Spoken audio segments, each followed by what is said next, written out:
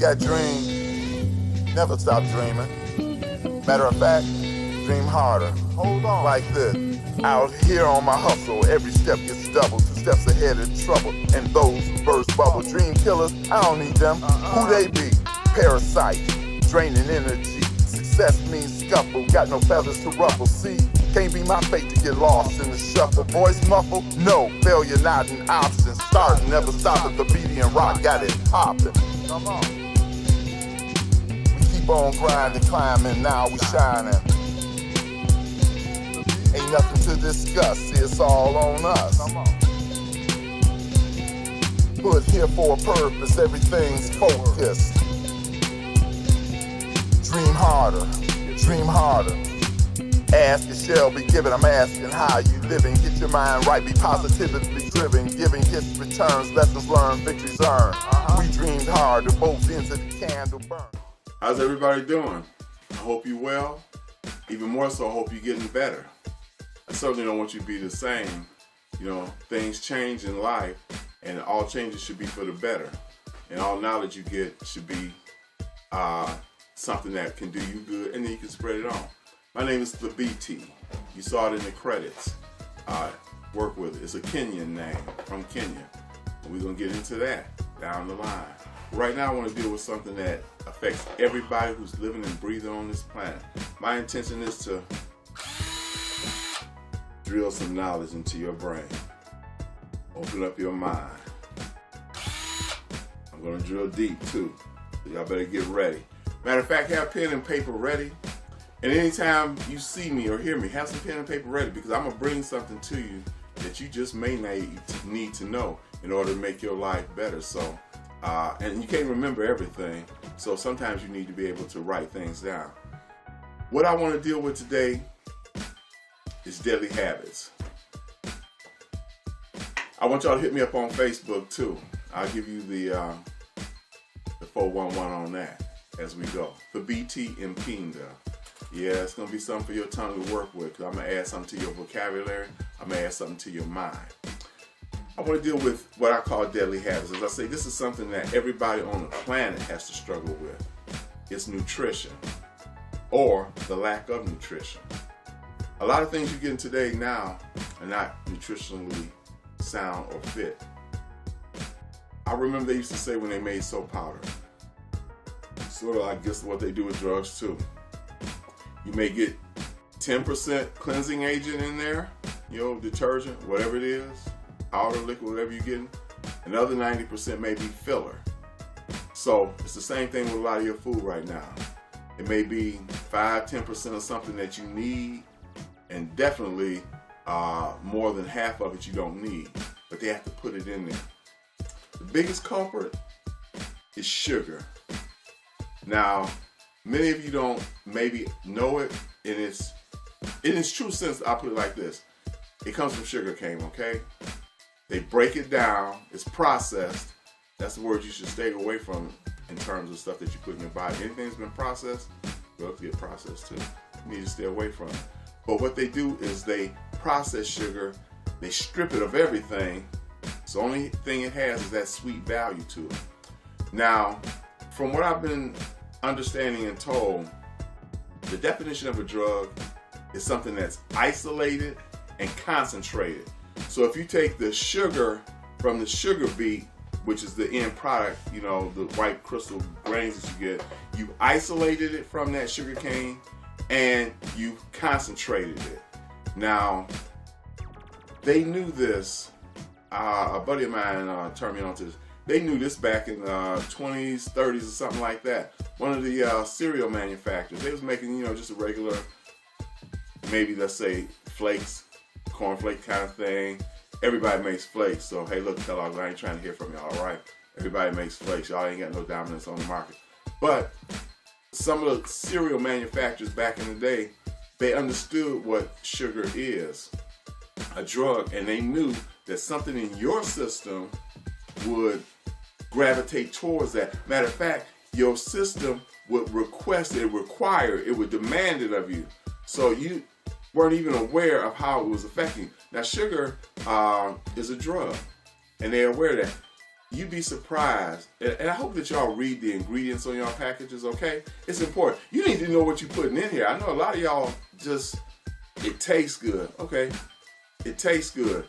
But your pancreas, your liver, your gallbladder, those things didn't feel the same way about it when it came down there. You had them working hard, trying to grind all that mess out, get all them toxins out of there. So sugar can overwhelm your system. I'm gonna give you a few things about sugar, and then we're gonna really run with this. They talk about ADHD in children, right? They just running around in a frenzy. They can't keep them under control. I don't know if y'all ever questioned why that's the case. A doctor told you perhaps, you know what? Your child has attention deficit disorder, hyperactive and all that mess, right? Well, many doctors, can't say all of them because some have hearts, aren't your friend. They hustlers too. Every time we talk, we're gonna have to engage in who's the hustler of the day. Well, the hustler of the day happens to be the medical industry. They know already that you will come to them as if they were gods. Whatever advice they give you, you take it and run with it because, well, he went to school, so he should know. Look, hell, I got books around me. If you read and comprehend any of these books, and I said comprehend and understand these books, then you would know what the damn doctor knew. Because that's all he could do is get it from the book. He wasn't born with no special gift. But anyway, they want to prescribe drugs for your children. Ritalin, this and that. Yeah, we can control Tommy. You know, we know he's a little rambunctious and everything. Well, it ain't Tommy's damn fault that y'all loading him up with some sugar-sweetened cereal. I don't care what it is. I mean, it's just grazing with sugar on it. You know, you put a black light on it, you just see it light up. It look like a disco ball or something. It can be crazy. So what y'all do is you give your children some very heavily sugar-laden things. Well, sugar is a form of energy for the body. I mean, starch is too, but it's in reserve in your body. But sugar, now I want to say this, and we're going to go right back to sugar. Look, I'm no medical expert. I'm out here like anybody else learning.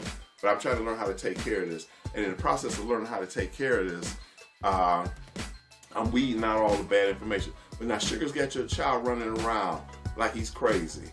And you don't know what to do with him, right? So what do? They say we give him some, we're going to suppress that. We are biological, okay? We are living species. Our bodies weren't made for drugs. But if somebody gives their, let's say, they put their stamp on and say, yeah, well, this is what's necessary. Pharmaceutical industry is a hell of a big business. I mean, you got some of the major money that's made in this country are either pharmaceuticals, insurance companies. I mean, they tend to dominate when it comes to wealth. I think some of them may even be larger than some of the banking industries and some of the banking companies on Wall Street. That's how big this market is. You got a lot of baby boomers coming up, so what they're going to be doing, just pumping more drugs in them, pump more drugs in them, okay? And I'm trying to have you have a drug-free system. They have that up around the schools, right? Drug-free zone. Well, they talk about what they consider narcotics and illegal drugs. But what about the drugs that are coming from your pharmacy? And I ain't talking about the street pharmacy. I'm talking about the one where you can get your little card and get discounts and those kind of things. Nobody speaks about those kind of drugs. You know, those kind of things are being robbed now as well because there's a market. Oxycontin and all that. So I'm just saying that number one, sugar is a drug. It taxes the pancreas. And I know from personal experience, people I've been close to, if you get pancreatic cancer, 99 out of 100 times, you ain't gonna make it. I mean, that's one of the most vicious forms of cancer. Some of them you can, get treated, chemotherapy, put it in remission, but then they're hitting your body with radiation. Remember, we are biological, and we're supposed to live off of biological things. Now, some people have said that you can't reverse or cure diabetes. The proper lifestyle can do anything. What I want to say is okay, we have this book here, Reversing Diabetes, and we have another one, Type 2 Diabetes. I have lost some people in my life.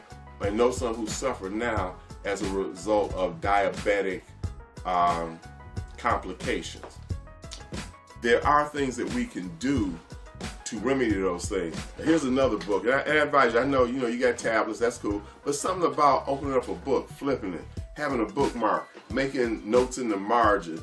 I do the tablet, I do the laptop, etc., etc., etc. That's all fine too. But I also make it a point to go to different places and get a book. There's something about being able to carry around a book. Food remedies. Food is supposed to be our medicine. A lot of y'all don't really subscribe to that because, again, you let this one organ, the tongue, rule every other organ in the body. So it may mess up the eyes because of the toxic stuff you're putting in there. It may mess up your liver, your spleen, your heart, your kidney, etc., etc., etc. All that will be done based on this one organ. So this organ right here tends to dominate, and it's the sucker for taste. And the mind is the slave to that. So what happens is that the tongue suckers the mind and says, you go ahead and eat that. I don't think chips is good for you. I remember somebody said, when we talk about the bloatedness of certain people, how, well, they put it in a little phrase, I'll put it this way. They said fries to the thighs and chips to the hips. You know what that means? It means that it's causing you to blow up. Now, if you got the little small bag, you know, they got some $2, $4, something like that. If you just got to knock that edge off, that's fine. But I see y'all get them damn family size bags. And it says family size, but you don't even want to eat it. The rest of the family ain't even included. And you're wondering why you feel that way. And you're still hungry because your body is suffering, it's starving for nutrition, and it's being denied. Now, I have another book here, and like I say, I'm a booker maniac, okay? I'm a reader maniac. I'm a writer maniac. This book is called The Encyclopedia of Fruits and Vegetables, Nuts and Seeds for Healthful Living. Y'all probably don't even know most of that stuff exists, right? Well, it does. And if you want to have a healthy body, a healthy mind, clear skin, lucid thoughts, if you want to be able to comprehend. Because see, one of the things about diabetes is it thickens the blood. So in thickening the blood, it's harder to circulate through your system. It can affect your mental ability to think because look, blood flow through your body is, it's carrying oxygen, antibodies, those kind of things. So the blood through your body, flow through your body is critical. And anything that impedes that impedes your well-being. And I hope that that's a little bit more important to you than suffering the pangs of I got to have this.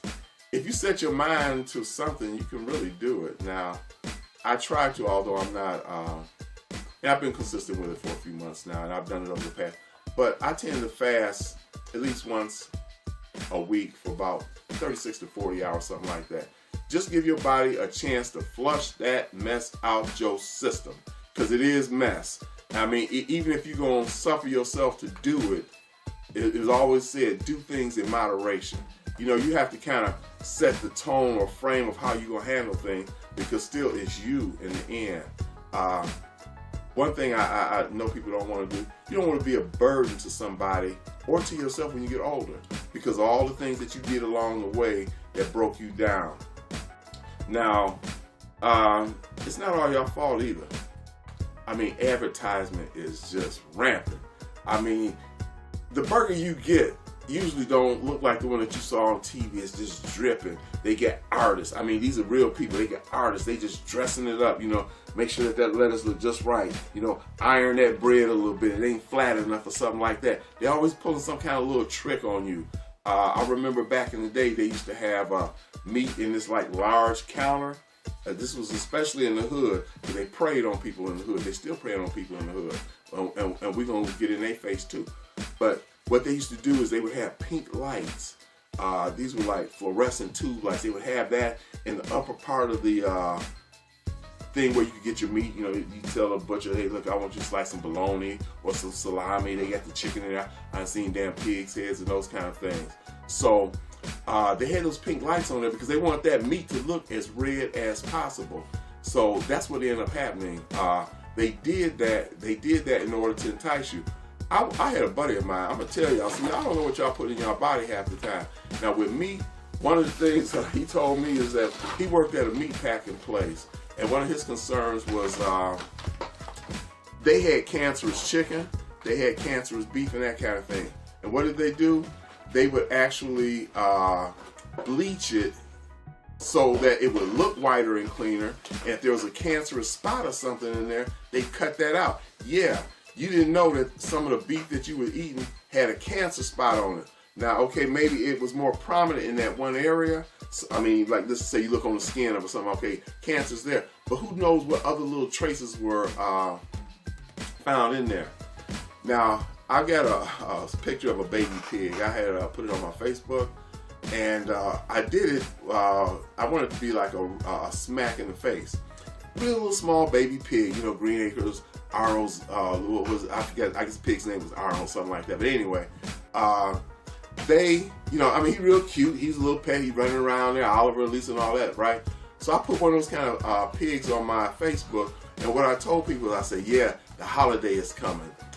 This is, I think it may have been 4th of July, Memorial Day, something like that. I really don't know. But anyway, I put that on. I say, yeah, don't he look good? Now, this was the pig in his, you know, adolescent form or whatever. I say, yeah, don't it look good? Can't you imagine? Baby back ribs. Yeah, look at him. Kill him in his prime. That's how you get baby back ribs, because you can't get baby back ribs from a full-grown pig. That's daddy ribs or mama ribs. But he's talking about baby back, tender. So just slaughter them a little early.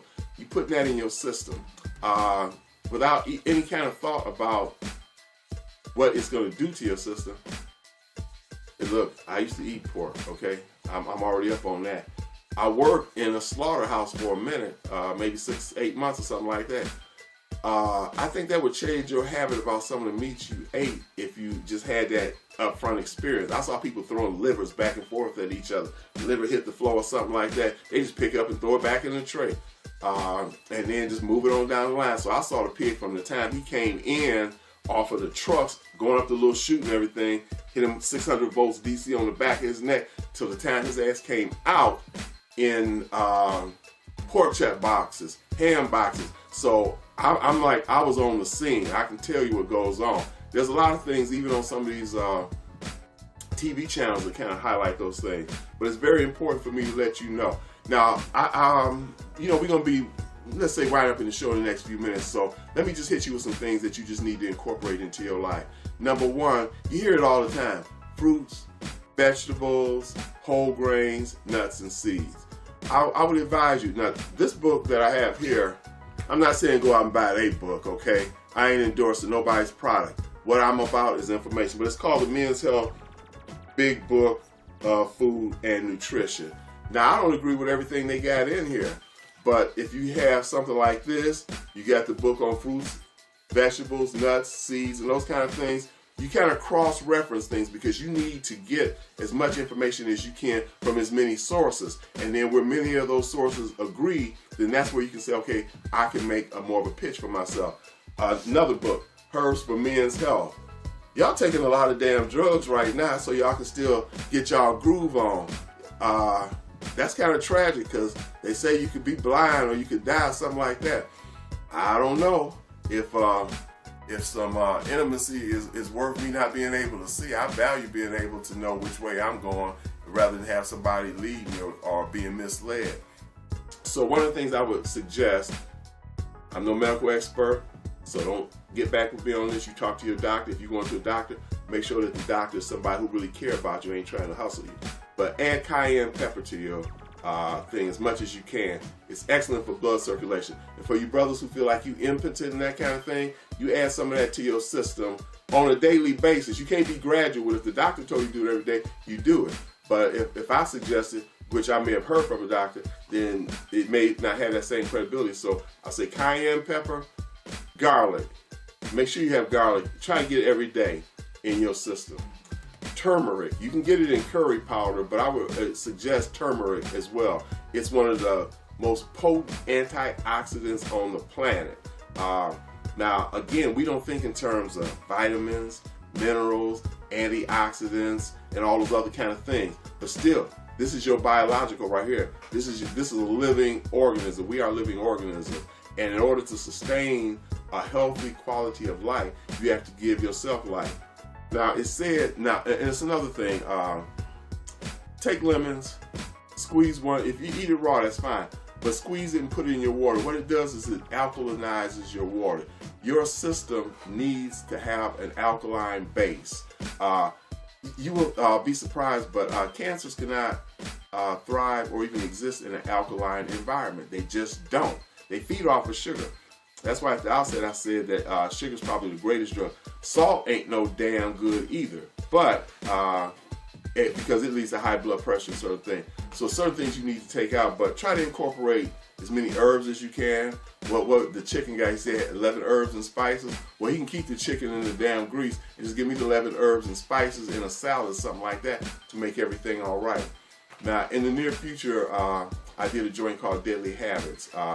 It kind of summarizes everything I'm saying and lets you know it's not your fault that the media is hitting you from every different direction with all this kind of ads that make you feel like you gotta eat this to feel good. You know, feel good food, that's all right.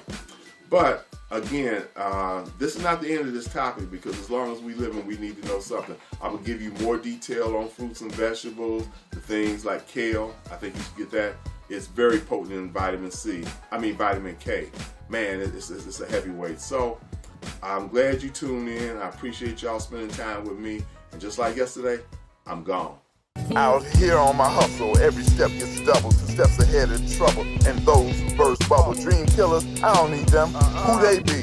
Parasites, draining energy. Success means scuffle, got no feathers to ruffle. See, can't be my fate to get lost in the shuffle. Voice muffled? No, failure not an option. Starting, never stopping, the beat and rock got it popping.